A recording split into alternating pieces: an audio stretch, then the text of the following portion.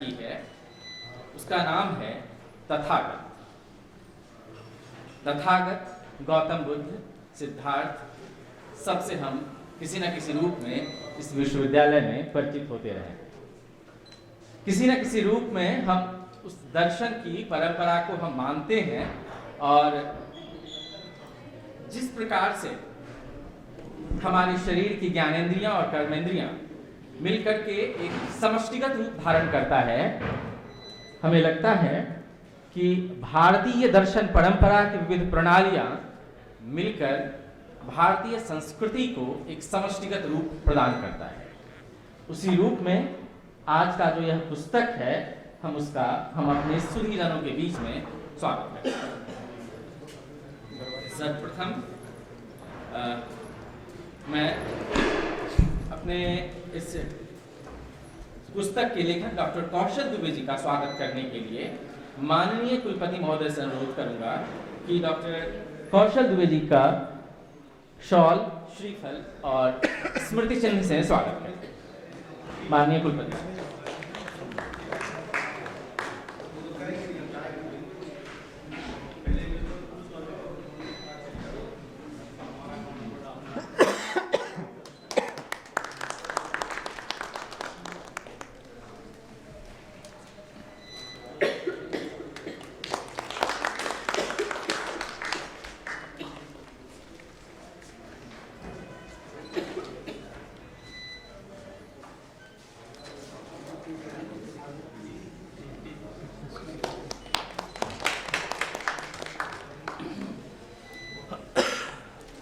श्रृंखला में मैं कुल सचिव महोदय के स्वागत के लिए अपने योग विभाग के प्राध्यापक डॉक्टर उपेंद्र बाबू खत्री से अनुरोध करूंगा कि वो आए और हमारे कुल सचिव महोदय का स्वागत करें।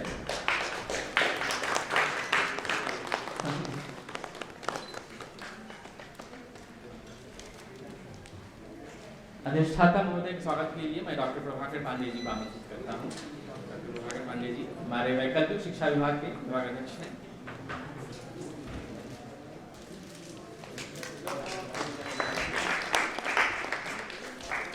धन्यवाद। इसके साथ ही आज हमारे बीच में विविध साहित्यकार भी उपस्थित हैं जो हमारे इस पुस्तक के लेखक डॉक्टर कौशल दुबे जी के साथ विशेष रूप से यहाँ पर उपस्थित हैं। इस कार्यक्रम के लिए वो विशेष रूप से आए हैं। मैं अपने विश्वविद्यालय के कुलपति महोदय से आग्रह करूंगा कि हमारे श्री सुरेश मिश्र जी, जो कि एक प्रसिद्ध व्यंग्यकार हैं, उनका आप स्वागत करें। श्री सुरेश मिश्र जी।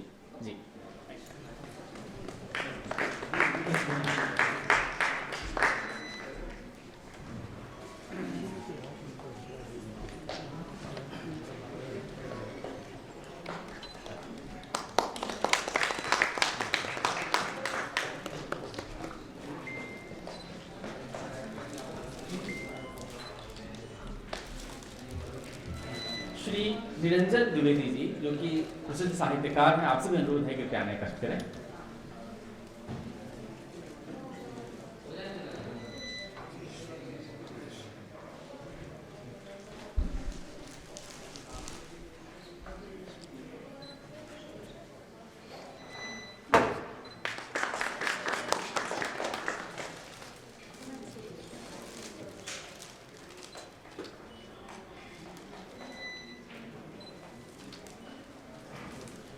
श्री सुकोमल दुबे जी, जो कि डिविजनल ऑफिसर हैं, आपसे अनुरोध है कि कृपया आने कष्ट करें।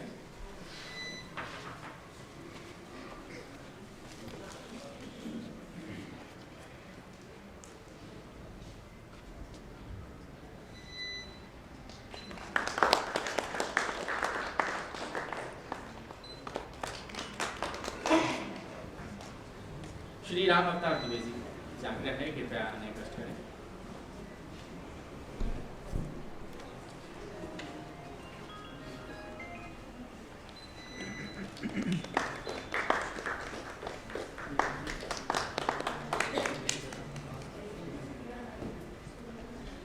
इसी श्रृंखला में मैं अब डॉक्टर कौशल दुबे जी से अनुरोध करूंगा कि वो माननीय कुलपति महोदय का स्वागत करें।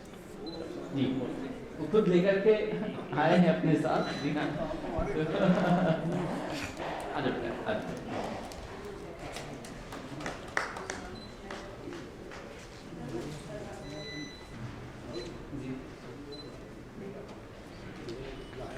अच्छा, तो आप लोग आ जाएंगे, फोटोग्राफ सम्मिलित खुद से हो जाए, प्लीज आइए, प्लीज आइए। आ जाइए, आप भी आ जाइए। आइए आइए। नवीन जी आ जाइए। हाँ,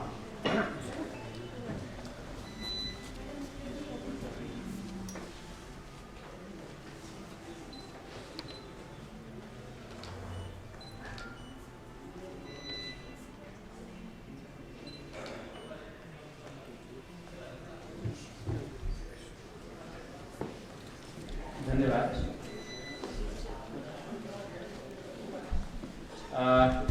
कौशल दुबे जी से मैं अनुरोध करूंगा कि माननीय डॉक्टर निहारिका लाभ मैम का स्वागत करें। जी जी जी हाँ।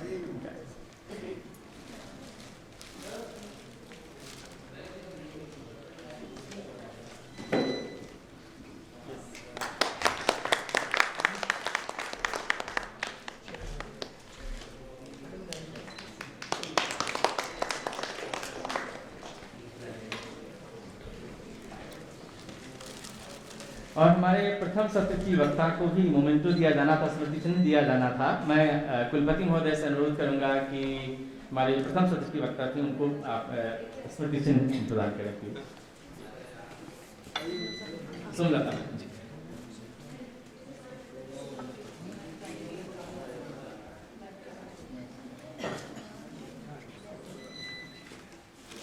ठीक, शॉल स्लीपर और स्मृति चिन्ह।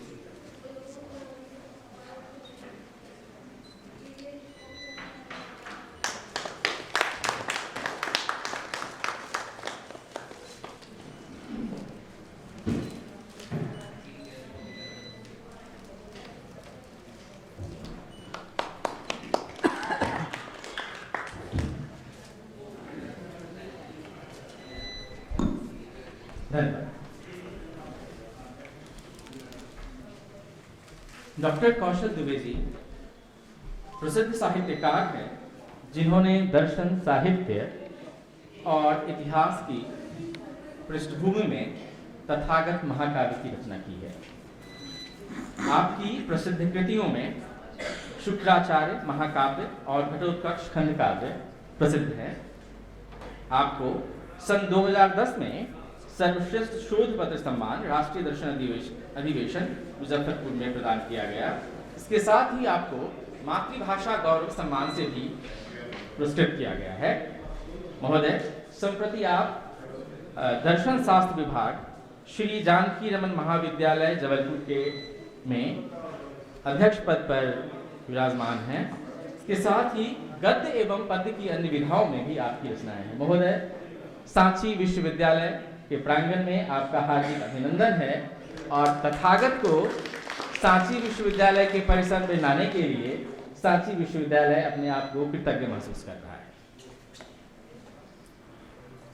सचमुच दर्शन, विशुद्ध दर्शन को साहित्य के धरातल पर लाना कठिन कार्य है। और जब मैंने इस लगभग 336 पृष्ठों की इस महाकाव्य को पढ़ा तो इसको पढ़ते हुए मैं सोचता रहा कि मैं कामायनी के उस 10 सर्गों से भी गुजर रहा हूँ, क्योंकि आपने जो इस महाकाव्य की रचना की है वो 10 सर्गों में है। कामायनी की शुरुआत चिंता से आनंद सर्ग तक है और आपने इस महाकाव्य में को जो रचा है वो उपोद्घात से लेकर महापरिनिर्वाण तक है। और इसके बीच में इतिहास भी है, दर्शन भी है और बुद्धिज्म, बौद्ध धर्म का जो उपदेश है उसकी मूलभूत सिद्धांत भी है।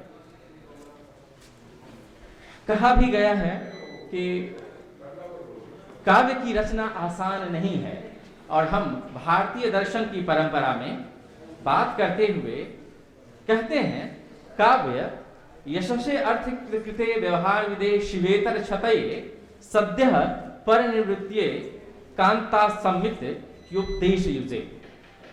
काव्य यश और अर्थ के साथ साथ ही सबके लिए मंगलकारी है।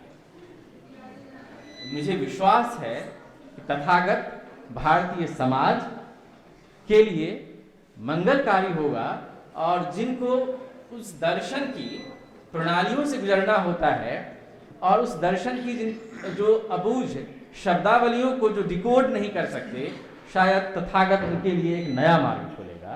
इसके साथ ही एक बार पुनः अभिनंदन, और मैं अपने विद्यार्थी से अनुरोध करूंगा कि वो पुस्तक विमोचन के लिए अभी कुलपति महोदय आ जाए, तो फिर आप जाइएगा जी, थोड़ी देर विचार में है जी। हाँ, मैं अधिष्ठाता महोदय से आमंत्रित करता हूँ, मैं अधिष्ठाता महोदय से आग्रह करता हूँ कृपया वो स्वागत वक्तव्य के लिए।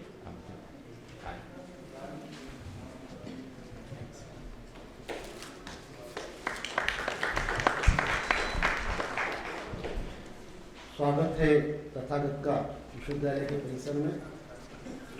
आदरणीय मंच, सम्मानित कुलपति महोदय, हमारे कुलगुरु, आदरणीय हमारे कुल सचिव महोदय एवं साहित्यकार, दर्शन के मर्मज्ञ डॉक्टर कौशल दुबे जी, एवं उनके साथ पधारे सभी हमारे सम्मानीय अतिथिगण, विश्वविद्यालय परिवार के साथियों एवं विद्यार्थी।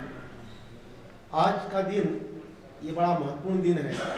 सुबह के सत्र में हमने, यदि मैं कहूँ, भगवद गीता के जो ज्ञान, भक्ति, कर्म, योग है, उन तीनों का एक समागम हमें सुनने को मिला, अवसर मिला, और जिनके नाम में ही एक औषधि है, ऐसे वक्ता के द्वारा हमें जब कोई व्यक्तित्व दिया जाता है तो मुझे लगता है कि वो सार्थक भी होता है और उसका एक परिणाम भी दुर्गामी होता है। हर विधा अपने आप में कुछ विलक्षण चीज़ों को रखती है, तो शायद ये भारतीय परंपरा ही है, सनातनी परंपरा है। इसमें हमारे जगत में साहित्य, कला या कोई भी विधा इस प्रकार की आयुर्वेद की है, योग की है, उनका भी अपनी अपनी जगह पर महत्व है। मुझे बड़ा एक प्रसंग याद आता है कि हम जब भी कोई नई कृति की बात करते हैं तो हम देखते हैं कि कुछ मिनटों में वो उसका परिणाम या तो उसका हम रिलीज कर देते हैं, उसका हम अनावरण या कहूँ मैं उसको विमोचन करते हैं, तो इतिश्री मान ली जाती है। परंतु यदि आप राहुल जी ने जो बताया कि बड़ा बृहद ग्रंथ है, 10 खंडों में विभाजित है, मैं कहूँ कि अलेक्जेंडर पोप का यदि रेप ऑफ द लॉक था वो 5 कैंटोज में था, तो ये सब चीज़ें कहीं कहने में आसान लगती है कि शेक्सपियर ने 37 ड्रामा लिख दिए, और जो साहित्यकार होता है उसे जो पेन होता है, जो पीड़ा होती है उन पन्नों को लिखते वक्त, वो केवल कलम से काले नहीं होते अक्षर, वो जज्बात होते हैं, अनुभव होते हैं, वो व्यापक ज्ञान का प्रतिबिंब होते हैं। तो मेरे ख्याल से वही पीड़ा होती है, शायद मैं गलत ना कहूँ, जो प्रसव पीड़ा से भी ज़्यादा बड़ी पीड़ा है। तो सृजन कार्य बड़ा गंभीर कार्य है। ऐसे साहित्यकारों को हमारे बीच में हम आज पाकर, क्योंकि बड़े बड़े आजकल तो फेस्टिवल का ज़माना आ गया है, कोई जयपुर में लिटरेरी फेस्टिवल कहता है और वहाँ से भारत में ही रहकर भारत के ही कुछ भारत में रहने वाले विदेशी साहित्यकार हमें हमारी चीज़ों के बारे में सिखा कर जाते हैं। चाहे उनका बोलना हमें बाद में लगता है कि निरर्थक ही है, क्योंकि वो आकर यहाँ पर जो बातें करते हैं हमारी भारतीय इतिहास से कहीं तक जुड़ी नहीं होती है, क्योंकि वो एक अलग चिंतन दृष्टिकोण है, जो सर ने शुरू भी कहा है, कामरेडवादी परंपरा है। ऐसे समय में तथागत के ऊपर कुछ लिख पाना और दर्शन के एक मर्मज्ञ के द्वारा लिख पाना मेरे ख्याल से पठनीय और पढ़ने योग्य होगा, और हम सब उनके जो ज्ञान है उससे हम आनंदित होंगे। हमें हर्ष और उल्लास का मेरे ख्याल से भाव होगा। इन्हीं शब्दों के साथ, मैं शब्दों की इस पुष्पमाला के साथ आदरणीय डॉक्टर कौशल दुबे जी का पुनः विश्वविद्यालय परिवार में हार्दिक स्वागत करता हूँ, अभिनंदन करता हूँ, और आशा करता हूँ आपका आज ये सृजन कार्य, यहाँ पर जो नए हमारे सृजन करता है, जो कुछ लिखना चाहते हैं, कुछ करना चाहते हैं, उनके लिए मिल का पत्थर साबित होगा। हम सभी को आपके उस पुस्तक विमोचन का मेरे ख्याल से बड़ा इंतजार है। तो ज़्यादा समय न लेते हुए अपने शब्दों को विराम देता हूँ और आपका पुनः सभी का विश्वविद्यालय परिवार की ओर से स्वागत करता हूँ। धन्यवाद।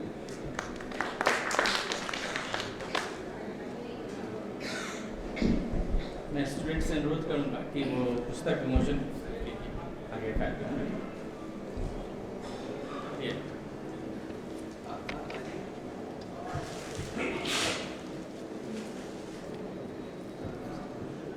आइए भाई साहब, आइए।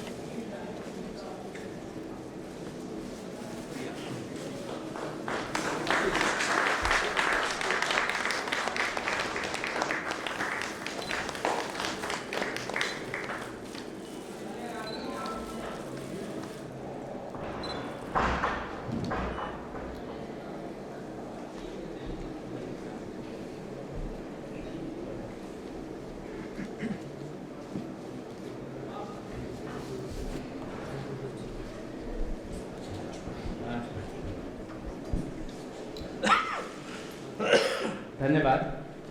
अब मैं तथागत पर अपनी बात रखने के लिए कुलसचिव महोदय को आमंत्रित करता हूं कि वो आए।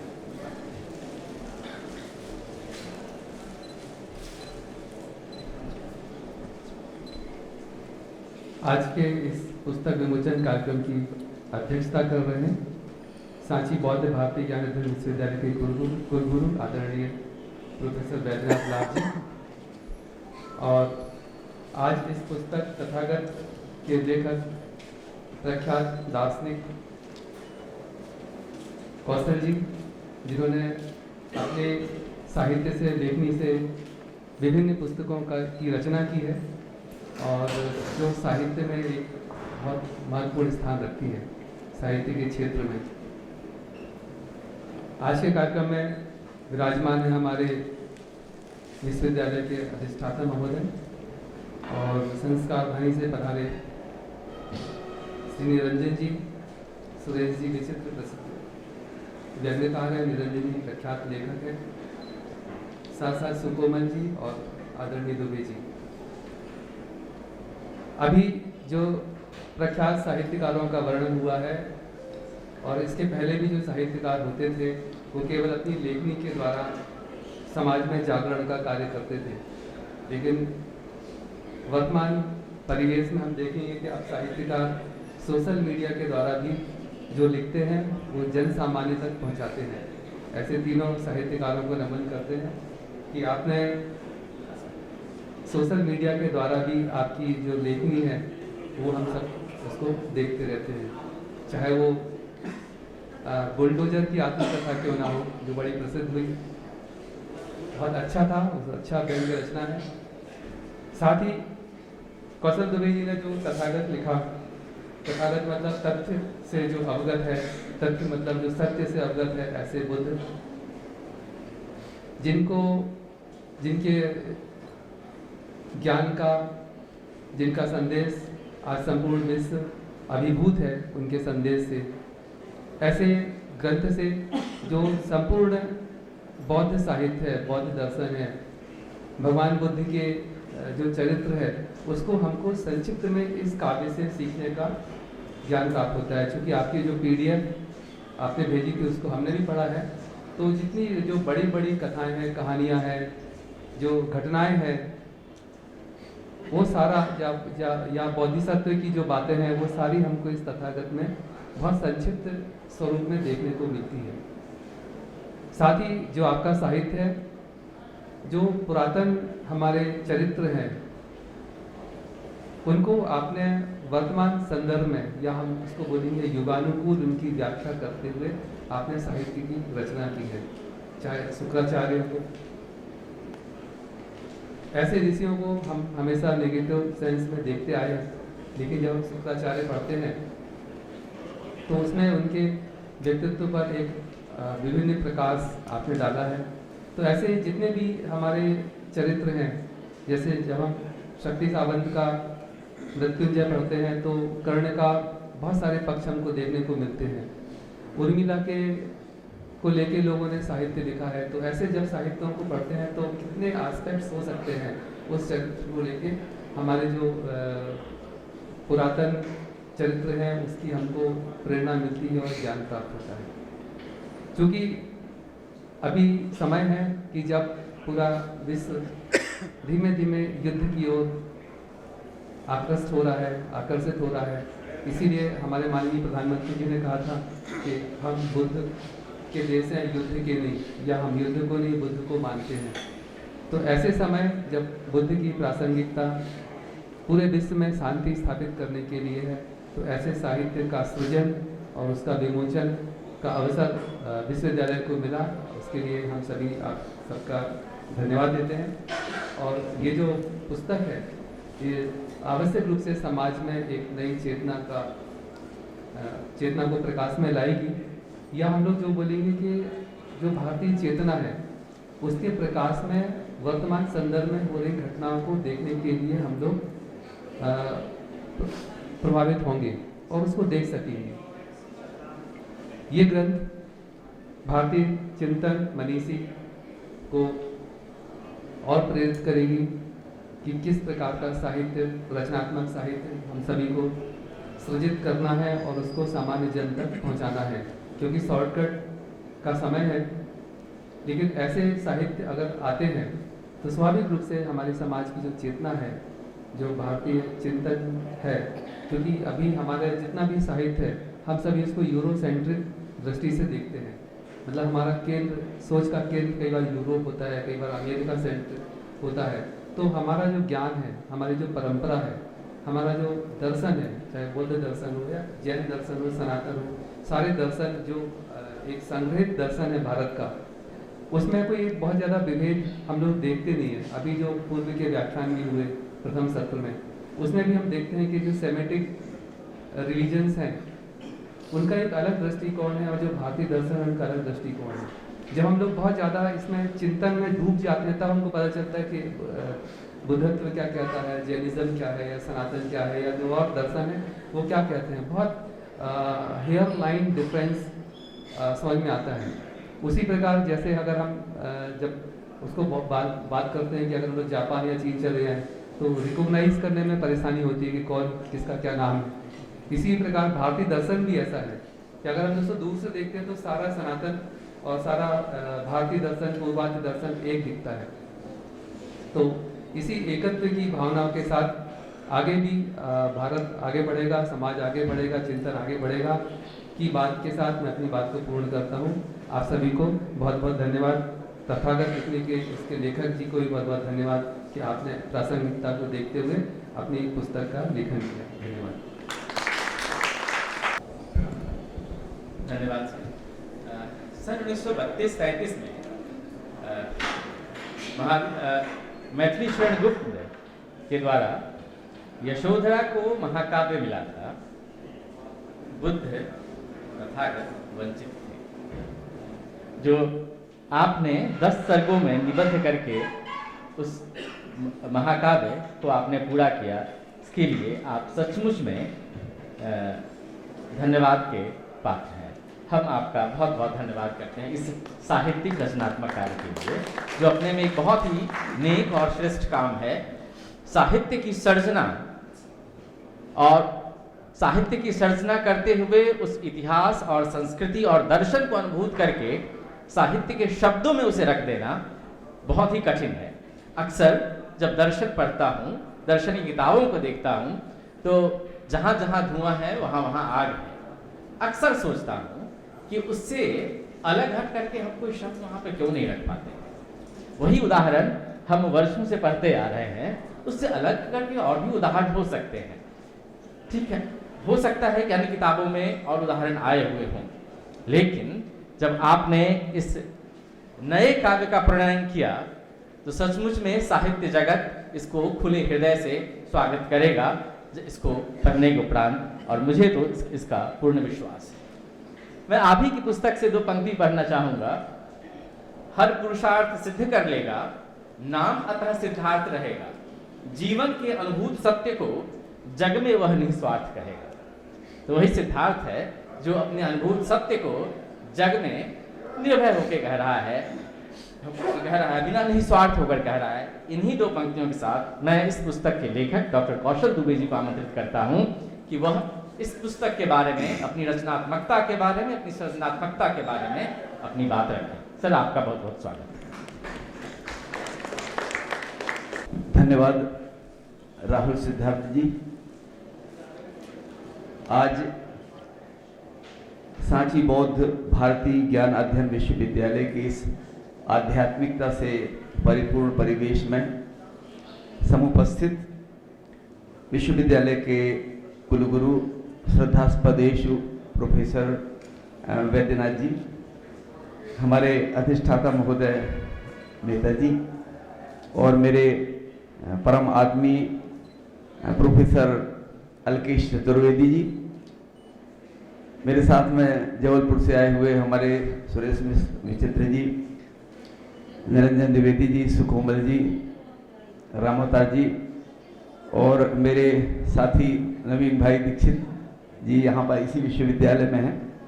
और सबसे बढ़कर आप सब जो यहाँ पर जो इस विश्वविद्यालय की एक चिंतनात्मक प्रवृत्ति है उसका प्रतिनिधित्व कर रहे हैं। मैं कह नहीं सकता कि आज मैं कितना भाव विभोर हूँ, कितना उमंगित हूँ। कारण यह है कि मेरे मन में जितने भी भाव हैं उसका जीवंत स्वरूप मैंने आज यहाँ पर देखा। जब पहले सत्र में योग की बात हो रही थी तो मैं बड़े आश्चर्य में आ गया, जहाँ हमारे प्रोफेसर साहब हैं, हमारे कुलगुरु जी हैं, वैद्यनाथ धाम है, उसके पास में रिखिया एक जगह है जहाँ पर जो बिहार योग भारती जिसकी चर्चा हो रही थी उसके जो संस्थापक हैं स्वामी सत्यानंद सरस्वती जी महाराज, मैं उनके चरणों में 2 महीने रहा हूँ वहाँ पर रहकर रिखिया में। और उनका 2007 की बात है और उनका आशीर्वाद भी मिला। वो मिलते नहीं थे किसी से। 1989 में 1989 में उन्होंने क्षेत्र संन्यास ले लिया था। तो मैं इस लालसा से गया था। मैंने एक छोटा सा योग आश्रम स्थापित किया जबलपुर के पास में। हमारे कुलपति महोदय प्रोफेसर जगदीश प्रसाद शुक्ल जी थे। उन्होंने कहा कि अगर योग के बारे में कुछ करना चाहते हो तो जाकर के उनके जो उनका दर्शन कर लो, नहीं तो कभी भी समाधि में चले जाएंगे। और वाकई में 2010 में वो समाधिस्थ हो गए थे। तो 2007 में जाने का मौका मिला। जो भी थोड़ा बहुत योग सीखा, जो भी थोड़ा बहुत पढ़ा, उसी की चर्चा यहाँ पर हो रही थी। बहुत दिनों के बाद में एक ऐसे वातावरण में मुझे सहभागिता करने का अवसर मिला तो मैं 2 भाव विभोर हूँ। बहन जो यहाँ पर सोमलता जी यहाँ व्याख्यान कर रही थी, बहुत अच्छा लग रहा था। क्योंकि वेदांत का विद्यार्थी हूँ, गीता पढ़ता रहता हूँ, तो गीता की भी चर्चा हो रही थी तो बड़े मनोयोग से बड़ा आनंद लिया। कुल मिलाकर के हर पल आज मेरा आनंद में बीता। दूसरी बात, कब कैसी प्रेरणा जाग जाए कोई भरोसा नहीं। यहाँ से मैं जाऊँगा, मुझे नहीं मालूम कि क्या मैं आगे आने वाले दिनों में लिखूँगा, लेकिन फिलहाल इतना बता दूँ कि अभी द्वारका पीठाधीश्वर जगत गुरु शंकराचार्य जी सदानंद सरस्वती जी महाराज ने पुस्तक देखी, अभी आए थे बीच में जबलपुर, तो उन्होंने देखी कि ये किताब, तो उन्होंने कहा कि ठीक है ये लिखा है, अब ऐसा करो कि आद्य शंकराचार्य के ऊपर भी ऐसी पुस्तक लिखो। तो उन्होंने मुझे आदेश दिया है, बोले मैं प्रकाशित कराऊंगा और इसको लिखना है। तो एक काम मिल गया है। तो यहाँ आकर के वो मेरा संकल्प लिखने का और सुदृढ़ हो गया। रही बात तथागत लिखने की प्रेरणा, तो मेरे बड़े प्रिय रहे हैं हमेशा से तथागत बुद्ध। कभी बचपन में इसमें मैंने भूमिका में लिखा है। मैं नहीं चाहता कि ज़्यादा समय हो, क्योंकि ये दोपहर के मध्याह्न भोजन का भी समय है और काफ़ी लंबे समय से चल रही है प्रक्रिया। तो जो हमारे साथी पुस्तक पढ़ेंगे तो इसके बारे में मैं तो ये कहूँगा कि बादल के हस्ताक्षर बारिश की बूंदों में अंकित हैं। बादल के हस्ताक्षर बारिश की बूंदों में अंकित हैं और पेड़ तनों के हस्ताक्षर उसकी कोपल में मुद्रित हैं। और कोई दस्तावेज देखने से कुछ अर्थ नहीं, मेरे मन के हस्ताक्षर मेरी कविता में लक्षित है। तो इसको पढ़ने के बाद में स्पष्ट होगा। लेकिन 2-3 बातें मैं जरूर कहना चाहूँगा कि एक बार क्या हुआ कि ये बात थी 1988 की बात थी। धर्मशाला जो हिमाचल प्रदेश में, वहाँ मैक्लियोडगंज है, तो वहाँ पर दलाई लामा रहते हैं। तो एक बार 3 सप्ताह का वहाँ वेस्टर्न लॉजिक का और प्रतीकात्मक ये भारतीय न्याय का एक सत्र था। तो 3 सप्ताह वहाँ रहने को मिला अवसर। तो वहाँ दलाई लामा जी से भेंट हुई और सभी जानते ही हैं आप यहाँ उस विश्वविद्यालय में बैठे हैं कि दलाई लामा जी और बौद्ध दर्शन का कितना निकट संबंध है। वहाँ पर जो लामा थे तमाम निर्वासन की पीड़ा झेलते हुए भी उनके चेहरों पर जो मुस्कुराहट थी, जो संतोष का भाव था, वो कहीं दिल को छूने वाला था।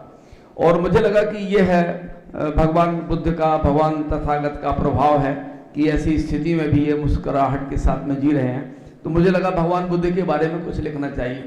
तो मैंने लिखना शुरू किया, तो एक खंड काव्य के रूप में कुछ पंक्तियाँ लिखी। उसके बाद में मेरे मन में आया कि नहीं, ये बुद्ध को बांधना बड़ा सहज नहीं है, इतना विस्तार है उसमें। तो वो विचार हुआ कि ठीक है, इसको महाकाव्य के रूप में लिखा जाएगा। लेकिन बात आई गई हो गई। लेकिन मेरे मन में था कि बुद्ध से संबंधित जितने तीर्थ हैं भारत में, उनकी दर्शन किए जाए। तो बोध गया, राजगीर, नालंदा और आपके ये वैशाली, इसके बाद में कुशीनगर, इन क्षेत्रों का दर्शन किया। कुछ पुस्तकें भी मैं ले आया, महापरिनिर्वाण सूत्र, धम्मपदम इत्यादि। इसके बाद में सिर्फ अभी मैं गुरुजी से, हमारे जो कुलगुरु जी हैं, उनसे अभी मैं कह रहा था कि मैं केवल श्रावस्ती नहीं जा पाया। तो श्रावस्ती जाने का अभी मेरे मन में अभी भी संकल्प है कि उसके दर्शन जरूर करना है, क्योंकि जितने वर्षावास बुद्ध ने अपने जीवन में बिताए हैं, सबसे ज्यादा वर्षावास वहीं पर बिताए थे। अंगुलीमाल की घटना हो, चाहे राजकुमार जैत के दान की बात हो, चाहे अनाथ पिंडक वहाँ जो श्रेष्ठी थे उनकी बात हो, तो मुझे लगा कि ये श्रावस्ती जरूर जाना चाहिए। अच्छा, इसके बाद में जहाँ तक बौद्ध दर्शन की बात है, तो जितना गौतम बुद्ध के माध्यम से एक व्यक्ति की जो विवेक शक्ति के माध्यम से पहचान है, अन्य प्राणियों से इतर जो उसकी पहचान होती है उसकी विवेक शक्ति से है। तो हमारे यहाँ वैदिक परंपरा में तो ज्ञान है ही, और शब्द प्रमाण की बात आदरणीय अपने पहले व्याख्यान में कर रहे थे कि चंद्रयान में जैसे कोई जाता है, तो हमने तो जाकर देखा नहीं। तो एक आप्त पुरुषों के जो वचन, आप तो उपदेश है शब्द प्रमाण के रूप में हम जो प्रामाणिक व्यक्ति हैं उनकी बात हम मानते हैं। तो वेद हमारे इसी तरह के स्रोत माने गए हैं। लेकिन गौतम बुद्ध का थोड़ा सा आग्रह इसमें यह था कि हर वाक्य की बौद्धिक स्तर पर उतर के परीक्षा की जानी चाहिए। उनका कोई वैसा विरोध नहीं था, सिर्फ उनका ये आग्रह था कि ज्यों का त्यों न मान करके एक बौद्धिक परीक्षण भी हो, यही बात थी। और उनका जो सत्संग था वो विभिन्न आश्रम में, चाहे अराड ऋषि हों और ये जितने भी ऋषि जहाँ जहाँ आश्रम में गए, उनके यहाँ पर इसमें एक स्पष्टीकरण मैंने करने की कोशिश की है। यशोधरा से भगवान बुद्ध का जो वियोगपूर्ण दृश्य था, नवजात शिशु राहुल को, हमने बड़ी मजेदार बात है कि आज जब मुलाकात हुई, तो पहली हमारी जो मुलाकात हुई, पहली भेंट हुई हमारे राहुल सिद्धार्थ जी से हो गई। तो ये भी एक अजीब है कि तथागत की ये जो विमोचन बेला है, उसमें हमारे बीच में राहुल सिद्धार्थ प्रत्यक्ष रूप से यहाँ उपस्थित है। ये भी एक संयोग की कहानी है। तो जो वन जाने का जो वृत्तांत है गौतम बुद्ध का, सिद्धार्थ से गौतम बुद्ध बनने की जो प्रक्रिया हुई, तो जितनी चर्चित विश्व साहित्य में हुई है, मुझे नहीं लगता कि कोई इतनी चर्चित कोई घटना हुई होगी। तो ये सारी घटनाएं, और उसके बाद में क्या हुआ, कहाँ कहाँ गए गौतम बुद्ध, और उसके बाद में लौटने के बाद में जब उनका 7 वर्षों के बाद में जब उनका पुनः कपिलवस्तु में आना हुआ, तो क्या दृश्य रहा होगा, कैसे उनका स्वागत किया गया होगा, यशोधरा की मनोदशा कैसी रही होगी, इत्यादि ये सब बातें इसमें काव्य के माध्यम से व्यक्त करने की मैंने कोशिश की है। एक और मजेदार बात ये थी कि यशोधरा के मन में क्या द्वंद्व रहे होंगे उस समय जब गौतम बुद्ध गए। तो उसके लिए मैंने कई हमारी जो साहित्यिक क्षेत्र में सक्रिय बहनें हैं 8-10, उसको मैंने एक संदेश दिया कि आप अपनी प्रतिक्रिया इसमें भेजें कि अगर आप यशोधरा होती तो आपके मन में क्या प्रतिक्रिया होती। तो तरह तरह के एक जैसे उत्तर नहीं आए, ज्यादातर आए विरह वेदना का, पीड़ा का, विरह जन जो अनुभूति होती है उसका दर्द, तो सबकी बातों में छल का। लेकिन कुछ लोगों ने अभी एक बौद्धिक परिपक्वता भी दर्शाते हुए कहा कि अगर यशोधरा इस बात से संतुष्ट हो जाती कि हमारे साथ में रहने से भी बड़ा इनका त्याग का उद्देश्य है, तो शायद वो मन को समझा लेती। और कहीं ना कहीं एक पति पत्नी के बीच में जो निकटता होती है, तो ऐसा तो हो नहीं सकता कि यशोधरा उनके मनोभावों से परिचित न रही होंगी। यशोधरा निश्चित रूप से उनकी जो मानसिक उथल पुथल है उससे परिचित थी, और उन्होंने निश्चित रूप से मन को समझाया होगा। जितना हमारे महर्षि गुप्त जी ने विरह वेदना का वर्णन किया, मैं सहमत हूँ, लेकिन मेरा एक मन ये भी मानता है कि नारी शक्ति में एक विवेक भी है, बौद्धिकता भी है। तो ऐसी परिस्थितियों में, और एक राजकुमारी है यशोधरा, उनका जो पूर्व काल का अगर हम वृत्तांत देखें जो इसमें मिलेगा पढ़ने के लिए, तो अपने मन को सुनिश्चित रूप से समझाया होगा। और इसके बाद में बुद्ध का सबसे बड़ा जो इसमें स्वरूप मैंने देखा कि परिस्थिति को यथावत स्वीकार करना, उससे न तो पलायन और न कोई झूठा आश्वासन, न कोई चमत्कार, ऐसी कोई बात नहीं। परिस्थितियों से हमें जूझना होगा, वही जूझने का संदेश बुद्ध के माध्यम से इसमें आया है। और भारतीय परंपरा से अपने आप को जोड़ते हुए हमारे बीच में कैसे भी युद्ध हो, कैसे भी संघर्ष हो, अगर हम देवासुर संग्राम से लेकर बात करें, चाहे हम राम रावण युद्ध की बात करें, महाभारत युद्ध की बात करें, प्रथम और द्वितीय विश्व युद्ध करें, अभी यूक्रेन रशियन युद्ध की बात करें, उत्तर कोरिया के तानाशाही की चुनौतियों की बात करें, तो संघर्षों को कभी नकारा नहीं गया, किसी युग में वे रुके नहीं हैं। लेकिन तमाम संघर्षों के बाद में भी मानवता हमेशा शांति चाहती आई है। और वह शांति कैसे स्थापित हो, हमारे मन में कैसे एक आत्मीयता का भाव जागृत हो, कैसे हम मानव होने का एक अनुभव कर सकें स्वयं में, ये सारे प्रश्न सुलझाने की थोड़ी सी कोशिश की गई है। और सभी को मालूम है कि साहित्य को पढ़ने की क्या स्थिति है। बहुत कम लोग साहित्य पढ़ते हैं। जब से ये मीडिया का दौर आया, मोबाइल, ये सब इलेक्ट्रॉनिक मीडिया के कारण कम होता है। लेकिन हम तो आशावादी हैं और बोलते हैं ना कि सोच मत अच्छा बुरा तैयार कर, आप अपना रास्ता तैयार कर, और ख्वाब टूटे टूटने दे टूट मत, आप अपना रास्ता तैयार कर, कुछ नया कुछ दूसरा रास्ता तैयार कर। तो हमने कोशिश की, ये हमारी प्रतिबद्धता है। सृजनात्मकता, काव्य लेखन हम लिखते रहेंगे, परिस्थितियां जैसी भी विपरीत होंगी हम उतने उत्साह के साथ में आगे बढ़ेंगे। और इसी के साथ में ही इस पवित्र विश्वविद्यालय के प्रांगण में मुझे रहने का अवसर मिला, जो मुझे आत्मीय भाव दिया गया, जो सम्मान यहाँ पर हमारे कुलगुरु जी ने, जैसे इसका नाम है सांची बौद्ध ज्ञान अध्ययन विश्वविद्यालय, भाव विभोर करने वाला, अपने आप में पूरे मध्य प्रदेश में क्या पूरे भारत में एक इसकी अलग हमेशा पहचान बने, यहाँ से प्रतिभाएं निकलें और दिग दिगंत में इसका यश फैले। इस शुभकामना के साथ में मुझे जो आत्मीय भाव दिया गया उसके लिए मैं अंतर्मन से आभार व्यक्त करता हूँ। धन्यवाद। आपके इस महत्वपूर्ण वक्तव्य के लिए और अपनी रचना प्रक्रिया को हमारे समक्ष प्रस्तुत करने के लिए आपका बहुत बहुत धन्यवाद। यदि आज्ञा दे तो मैं आपकी किताब से 4-5 पंक्तियां पढ़ दूं।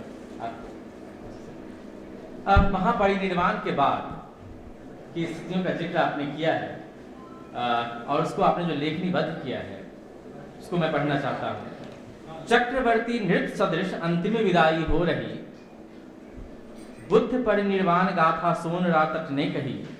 5 मल्लों ने नहाकर वस्त्र नूतन धार कर, पूर्ण की तैयारियां ध्रुव सत्य को स्वीकार कर। अग्नि को अर्पित हुई वह देह तत्वों में मिली। हो चुके थे 7 दिन जब पूर्णमासी थी खिली। अस्थि संचित कर रखे थे मल्ल संथागार में, पूछ कर आनंद से सब कार्य थे व्यवहार में। 8 भागों में विभाजित अस्थियों को कर लिया, स्तूप का निर्माण कर हर राज्य ने उन पर लिया। वज्जी बुल्ली और कोलिय वेठ के थे ब्राह्मण, मल्ल लिच्छवी और मागध परिगणित थे शाक्यगण। वे तथागत शून्य से प्रगटे, वहीं लय हो गए जिस तरह आए यहाँ प्रस्थान करके। इतनी सुगढ़ता के साथ, इतनी सजीवता के साथ इतिहास और दर्शन को एक जगह रख देना आसान काम नहीं है। सचमुच में यह महनीय काम है। बहुत बहुत धन्यवाद। और इसके साथ ही मैं विश्वविद्यालय के कुलगुरु महोदय को अध्यक्ष वक्तव्य इस महाकाव्य तथागत के विमोचन के अवसर पर हमारे कवि कौशल द्विवेदी जो दार्शनिक भी हैं और कवि हृदय में रखते हैं, और उस कवि हृदय से जो शब्द निषिद्ध हुए हैं, जो भाव निषिद्ध हुए हैं, उनके लिए तो सबसे पहले मैं अनेक साधुवाद देता हूँ और कामना भी करता हूँ कि आपका जो लेखन कार्य है ये अपने पता है कि आध्यात्मिक शिक्षा के ऊपर लिखनी चल रही है, या वहाँ पर भी नहीं रुके, यह सतत चलता रहे। ईश्वर आपको दीर्घायु प्रदान करें, स्वस्थ रहें और सक्रिय रहते हुए इस महान सृजनात्मक कार्य को आप कार्य रूप देते रहें। तथागत, जैसा कि हम सब जानते हैं, बुद्ध का एक नाम है। इसकी दो प्रकार की व्याख्या की गई है, तथागतो या तथा आगतो। तो ये उस प्रकार से गए या उस प्रकार से आए, ये उस प्रकार या इस प्रकार क्या है, इसकी व्याख्या में मिलती है ज्ञानियों की। जो क्योंकि बुद्ध कोई एक व्यक्ति नहीं है, जो जिसको बोधि मिलती है वो बुद्ध होता है, और बुद्ध का अर्थ है ज्ञानी, ज्ञान उन्होंने प्राप्त किया। तो थेरवाद की परंपरा है, उसमें भी गौतम बुद्ध 25वें बुद्ध थे। उसके पहले भी 24 व्यक्ति बुद्धत्व प्राप्त कर चुके थे। दीपंकर बुद्ध से कथा शुरू होती है। और सुमेध नाम का एक ब्राह्मण था, बहुत ही भक्त था, और एक बार भगवान को कहीं से जाना था, और सुमेध ने देखा कि वहाँ पर कीचड़ है, और कीचड़ में उनको लगा कि इनके दीपंकर भगवान के पैरों में कीचड़ नहीं लगे, इसके लिए वो कीचड़ में लेट गया ताकि मेरे शरीर के ऊपर से जाए, इनके पैरों में कीचड़ नहीं लगे। तो भगवान दीपंकर बुद्ध ने उनको आशीर्वाद दिया और भविष्यवाणी की कि तुम भी एक समय के बाद बुद्धत्व को प्राप्त करोगे। ये पाली साहित्य में सब मिलता है, जातकों में और जगह पर कई जगह पर इसका वर्णन आया है। और वही जो सुवेद ब्राह्मण था वो 547 बार जन्म लेता है, और पारमी, जिसको आम भाषा में पारमिता कहते हैं, उनका अभ्यास करता है। पारमिता परफेक्शन जिसको कहते हैं कि दान अगर है तो दान में परफेक्शन, तो उससे बड़ा कोई दान नहीं हो सकता है। अपने जीवन का भी दान कर देना हो तो बिना किसी संकोच के, बिना किसी हिचकिचाहट के उसका दान कर दे, बिल्कुल सर्वोत्सर्ग कर दे। शील, शांति, वीर्य, ध्यान, प्रज्ञा। तो 547 जो पूर्व जन्म की कहानियाँ, जातक कहानियाँ, उसमें भगवान बुद्ध अपने पूर्व जन्मों के उन पारमिता के अभ्यास की चर्या की बात करते हैं। और 548वां जन्म कहीं कहीं 550वीं जातकों की बात आती है, लेकिन फिर 547 ही सिद्ध होता है। तो 548वां वर्ष जो है उनका जन्म, वो गौतम बुद्ध के रूप, सिद्धार्थ के रूप में होता है। और उसमें जो एक पारमिता अधूरी रह गई थी, पूर्ण नहीं हो पाई थी, वह थी प्रज्ञा पारमिता। और प्रज्ञा तथा सर्वोच्च ज्ञान, और उसको उन्होंने पूर्ण किया। तथागत के बारे में बहुत सारे विद्वानों ने अलग अलग ढंग से लिखा है। राष्ट्रकवि मैथिली गणगुप्त की बात राहुल जी कर रहे थे यशोधरा के माध्यम से। तो यशोधरा के माध्यम से यशोधरा के मन में क्या पीड़ा है, क्या प्रतिक्रियाएं हैं, कैसा सोचती है, उस दृष्टि से उसको एक उस चरित्र को और प्रक्षालित किया उन्होंने, और उसको काफ़ी और आगे बढ़ाया कि स्त्री के, पत्नी के मन की पीड़ा क्या हो सकती है जब पति उसका घर छोड़ जाए, उसका साथ छोड़ जाए। अभी डॉक्टर दुबे जी ने उस पर भी संकेत किया कि ऐसा नहीं हो सकता है कि बुद्ध की, जब बुद्ध का विवाह हुआ होगा तो उनकी जो मन की बेचैनी या व्याकुलता रही होगी, उनकी जो चिंतन प्रक्रिया रही होगी, उससे यशोधरा बिल्कुल अनभिज्ञ रही।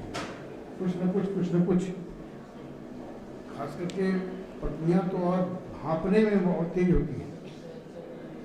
तो जिनका बिल्कुल इतना संसर्ग हो, एक बिल्कुल सब एक दूसरे के साथ हो, सबसे अधिक तो पत्नी पहचानती है अपने पति को या पति पहचानता पत्नी को, तो सबसे अधिक जो इंटीमेट रिलेशन वाला संबंध होता है, तो उसको भापा होगा यशोधरा ने भी। लेकिन यशोधरा वहाँ कहती सखी मुझसे कहकर जाते हैं, क्या मैं उनके रास्ते में कोई बाधा बनती, तो उनकी पीड़ा है, उसको मैथिली जी ने चित्रित किया है। और भी कई लोगों ने गद्य के माध्यम से, पद्य के माध्यम से, कविताओं के माध्यम से, गीत के माध्यम से अभिव्यक्ति दी है, क्योंकि बुद्ध का व्यक्तित्व ही इतना विराट है कि उस विराट में उस धर्म, दर्शन, संस्कृति का एक समय के बाद, जब 300 साल के बाद ही एक ऐसा समय आया जबकि सम्राट अशोक के माध्यम से उसका संदेश न केवल भारत के विभिन्न भागों में, सुदूर दक्षिण केरल पुत्र और तमिलनाडु के क्षेत्रों में फैला, बल्कि वो श्रीलंका और पूर्व में Myanmar, Thailand, Cambodia, Laos, Taiwan, Japan, Korea, Mongolia और कितने देशों में फैला समय के साथ। बल्कि और न केवल वहीं दक्षिण पूर्व एशिया, बल्कि पश्चिम में भी अशोक के माध्यम से भी सीरिया, लेबनान तक बुद्धिज्म का, बौद्ध धर्म का प्रचार हुआ, उसका संदेश गया। और इसमें कुछ ऐसी सहनशीलता, व्यापकता और समायोजन करने की ऐसी क्षमता है कि जिसके कारण से वो सहज ही ग्राह्य होता गया। और आज एक समय ऐसा आया है जबकि पश्चिम के देश, खास विशेष करके यूरोप और अमेरिका, जो घोर भौतिकवादी देश हैं, जिसमें साइंटिफिक टेम्परामेंट की बात कही जाती सबसे अधिक है, वहाँ भी मुख्य रूप से ईसाई देश रहते हुए भी भगवान तथागत की बातों का, संदेश का जिस प्रकार से उसको स्वीकार किया गया है। मेरे बहुत सारे मित्र हैं, प्रत्यक्ष रूप से भी और परोक्ष रूप से भी विद्वानों को दिखा है कि उन्होंने इस बौद्ध दर्शन और संस्कृति और विचारों को बहुत ही सहजता से स्वीकार किया है। भले ही वो चर्च जाते हों अपने व्यक्तिगत जीवन में, लेकिन इसका प्रभाव देखते हैं। 1875 में सर एडविन आर्नोल्ड की पुस्तक आई थी, द लाइट ऑफ एशिया। बाद में ये कहा जाने लगा कि why light of Asia, Buddha should be called as the light of the world. तो एक ऐसा व्यक्तित्व जिसके ऊपर आपने एक उनके पूरे जीवन और उनके दर्शन, उनके कृतित्व के ऊपर एक समग्रता से सोचा है और उसमें आपने जो सहजता से भाव अभिव्यक्ति दी है वह स्तुत्य है। मैं पूरी पुस्तक तो नहीं पढ़ पाया, कुछ अंश पढ़े हैं उसके, और जिस प्रकार से मुझे तो उस मैथिली गुप्त और दिनकर की वो धारा लग रही है कि जिसमें आपने उनकी काव्यात्मक ढंग से कुछ उसको लयबद्ध करके और उस रूप में आपने उसको चित्रित किया है। इसके लिए मैं आपको बहुत बहुत साधुवाद देता हूँ। और आपने हमारे विश्वविद्यालय को इसके लिए उचित समझा, इस फ्रंट को, इस प्लेटफॉर्म को। हमारा विश्वविद्यालय तो भारतीय दर्शन चिंतन परंपरा और विशेष रूप से बौद्ध धर्म दर्शन की भी परंपरा को लेकर के समग्रता के साथ चलने वाला विश्वविद्यालय है। यही हमारा लक्ष्य है। और इसमें चाहे वो भगवान महावीर हों, भगवान बुद्ध हों, जो दूसरे इवन नास्तिक दर्शन हो, जो चारवाक की भी बात करते हैं, हम उनको भी एकोमोडेट कर सकते हैं और करते हैं कि हम तो विविधता में एकता के सूत्र ढूंढते हैं। और वो ऐसा ही विश्वविद्यालय है ये, जिसमें कि हमको एक विशेष प्रकार से उन सारी चीज़ों को समग्रता में लेकर के पूरे विश्व को संदेश देना है। तो आपने हमारे उस कार्य के ही दिशा में को आगे बढ़ाने की दिशा में एक सहयोग दिया है अपने काव्य के माध्यम से। इसके लिए मैं आपके प्रति आभार भी व्यक्त करता हूँ कि आपने इतना एक सुंदर भावाभिव्यक्ति की शब्दों के साथ। और ये जो हम लोग एक आचार्य चाणक्य ने शायद उन्होंने लिखा है कि काव्य शास्त्र विनोदेन कालोचित धीमताम व्यसनेन च मूर्खाणाम निद्रया कलहीनवा। ये काव्य शास्त्र जो है वो मन को तोष देता है, मन को शांति देता है। और उस धारा में आपने सबको एक तरह से प्रेरित किया है। और मुझे पूर्ण विश्वास है कि इसका जो पेपर वर्क में एडिशन है, इसका हार्ड डिसीजन भी जो कॉपी डिसीजन और उसका एडिशन भी निकले, ताकि अधिक से अधिक जो पुस्तकालय हैं उनमें ये पुस्तकें जाएँ। अभी कुछ विश्वविद्यालय जो हैं हमारे या शोध संस्थान हैं जो विशेष रूप से बौद्ध दर्शन और साहित्य और पाली साहित्य इत्यादि के प्रति समर्पित हैं। हमारा अपना विश्वविद्यालय है नालंदा महाविहार है, जहाँ मैं 5 वर्ष का कार्यकाल समाप्त करके आया हूँ। लेह में केंद्रीय बौद्ध विद्या संस्थान है, सारनाथ में central institute of higher tutorial studies है, अरुणाचल में central institute of Himalayan cultural studies है।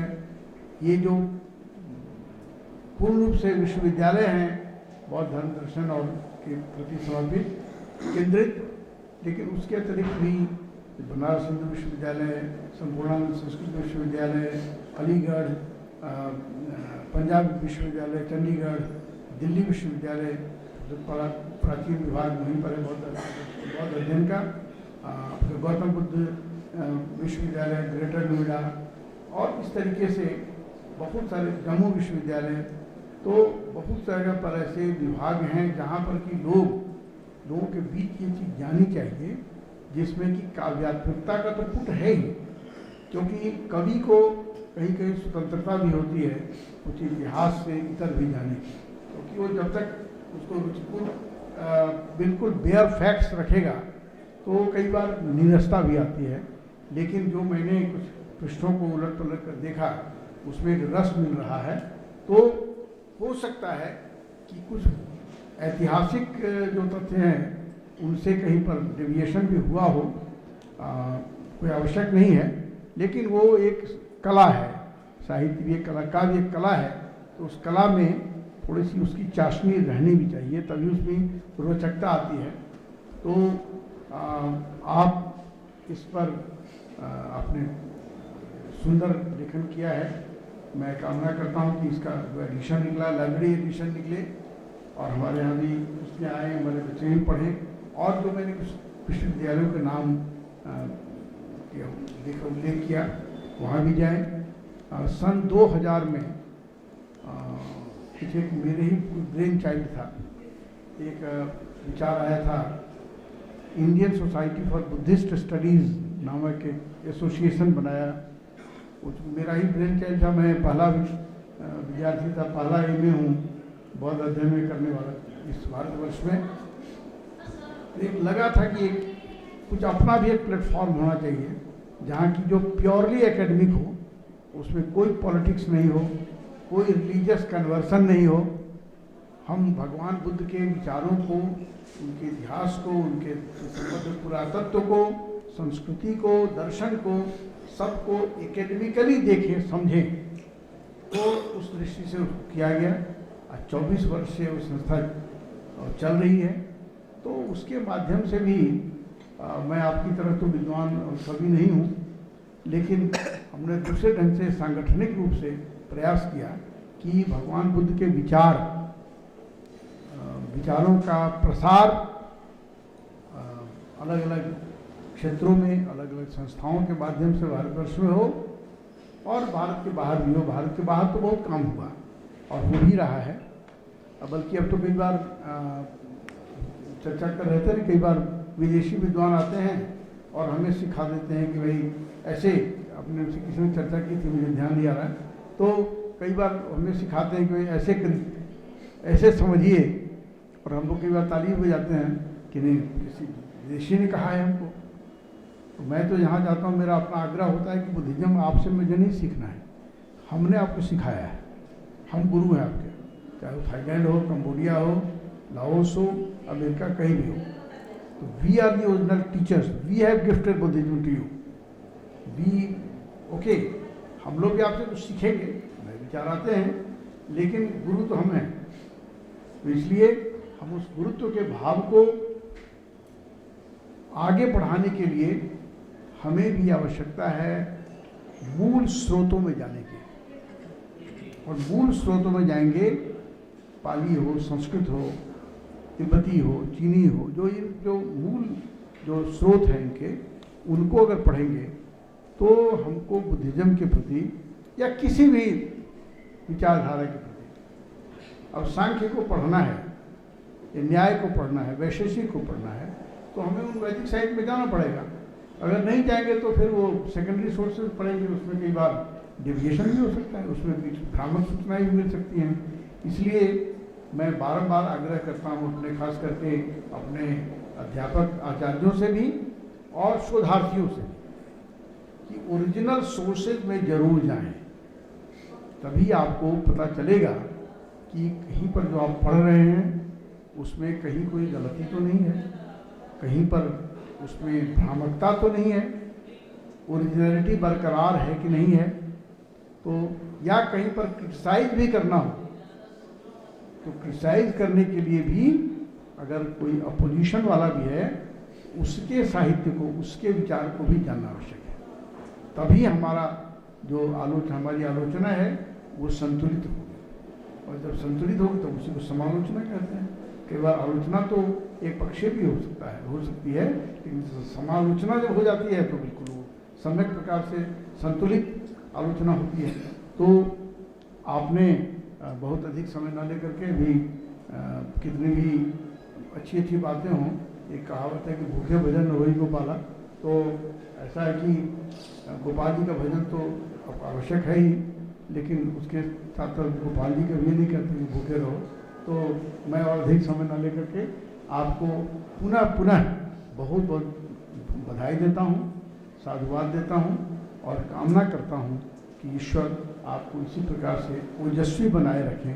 आप इसी प्रकार से कुछ लेखन करके, चाहे वो आप दर्शन के विद्वान हैं, साहित्य के विद्वान हैं, कवि हैं, तो आपकी जिस विधा में जब कभी जो समय मिले उसमें आप कुछ न कुछ सर्जन और सृजन करते चलिए और समाज का उपकृत करते रहिए। इन्हीं शब्दों के साथ आपको बार-बार नमन और आपको बहुत बहुत बधाई। बुद्धिज्म के विविध एस्पेक्ट्स पर आपने बात की, आपका बहुत बहुत धन्यवाद। और अंत में मैं डॉक्टर प्रभाकर पांडे जी का आमंत्रण करूँगा कि धन्यवाद करें और इस कार्यक्रम की अंत घोषणा करें। हमारे जो इस पुस्तक तथागत के लेखक आदरणीय डॉक्टर कौशल दुबे जी, आपके इस महनीय लेखन के लिए सांची विश्वविद्यालय परिवार आपके प्रति आभार प्रकट करता है। मैं श्रद्धेय मंच के प्रति भी जो है आभार प्रकट करता हूँ, और यहाँ उपस्थित सभी जो हमारे अतिथि हैं, साहित्यकार जो विविध, सभी जनों का हृदय से आभार प्रकट करता हूँ। धन्यवाद।